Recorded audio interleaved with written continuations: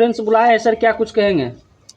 मैं ये कहना चाहता हूँ कि प्रशांत किशोर जी ने संविधान में परिवर्तन करके मुझे जनसुराज से प्रत्याशी बनाया है। जी, यहाँ के जनता से आप क्या अपील करेंगे सर?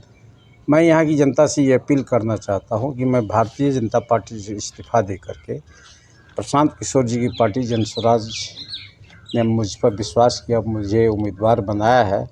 मैं यहाँ की जनता से अपील करना चाहूँगा कि बड़े पैमाने पर मुझे जनसुराज के चुनाव चिन्ह स्कूल बैग छाप पर मोहर लगाकर जनसुराज को भारी मतों से विजयी बनाने का काम करें। सर अभी देख रहे हैं बहुत का आदमी का विपक्ष का कहना है कि ये जनसुराज बीजेपी का बी टीम है, इस पे क्या कुछ कहेंगे? ये तो कहने वाले बहुत, सभी पार्टी पर कुछ न कुछ आरोप प्रत्यारोप होते रहता है। जो ये लगा रहा है उनकी धारणा जो है वो गलत है।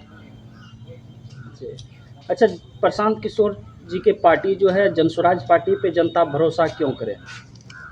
इसलिए करेगा कि जनसुराज के जो संस्थापक हैं प्रशांत किशोर जी, उन्होंने ये कहा है, विश्वास दिलाने का काम किया है कि बिहार से जो पलायन हो रहा है मजदूरों का, उसे रोका जाएगा। दलित समाज के बच्चे, गरीब का बच्चा, असहाय का बच्चा को भी सामान्य शिक्षा दी जाएगी, अच्छी शिक्षा दी जाएगी।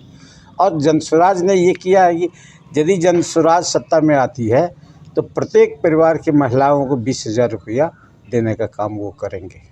सर 20,000 का बात रहा तो सर 10,000 तो अभी तो मिल गया है सर। नहीं मिल गया तो वो तो सत्ता में है, सरकारी पैसा भेजे हैं, कोई पार्टी का पैसा थोड़े भेजे हैं। तो वो तो समझ गए सर। अभी जैसे अभी देख रहे हैं यहाँ ये तो वोट NDA का खरीदने कुछ की न बात कुछ- हो गई, ये वोट खरीदने की बात हो गई। कैसे सर? ये तो फिर 10,000 तो महिला लोग को तो मिले हैं, दीदी नहीं लोग को, ठीक जिनका है, ठीक दीदी है, के वो द्वारा। मिला, लेकिन ये वोट पर्चे। एक बात मैं आपसे जानना चाहता हूँ कि यही काम यदि करना था तो 6 महीना पहले क्यों नहीं किया, 1 साल पहले क्यों नहीं किया, कि चुनाव जब आया है बीजेपी को छोड़ के जनसुराज में आए, क्या कारण सर था जो जनसुराज पार्टी में शामिल हुए? भारतीय जनता पार्टी में मतलब जो निष्ठावान कार्यकर्ता था, जो समर्पित कार्यकर्ता था, उसका कोई महत्व नहीं रह गया था, नहीं देता था, बैठक के लिए नहीं पूछता था। जी जी, आप अपना सर परिचय दे दीजिएगा। मैं जनार्दन यादव, पूर्व विधायक नरपतगंज। जी, और कौन क्षेत्र से सर आप काम कर रहे नरपतगंज हैं? विधानसभा 46 नरपतगंज विधानसभा से मैं प्रत्याशी बनाया गया हूँ। मैं यहीं से 4 बार विधायक रहा हूँ। अच्छा, आप अपना क्षेत्र का 3 कमियां बताइए जो अभी तक नहीं हुआ है। 3 खामियां, देखिए सड़क तो बहुत बना, लेकिन सड़क जो है गड्ढा में तब्दील हो गया है। अभी भी बहुत जगह पुलिया जो है बनाना बाकी रह गया है। ये क्षेत्र नेपाल के सीमावर्ती एरिया में पड़ता है। नेपाल से बाढ़ का पानी आता है तो पंचायत में फसल बर्बाद हो जाता है, लोगों का आवागमन ठप हो जाता है। को लेके सर कितना आश्वस्त हैं?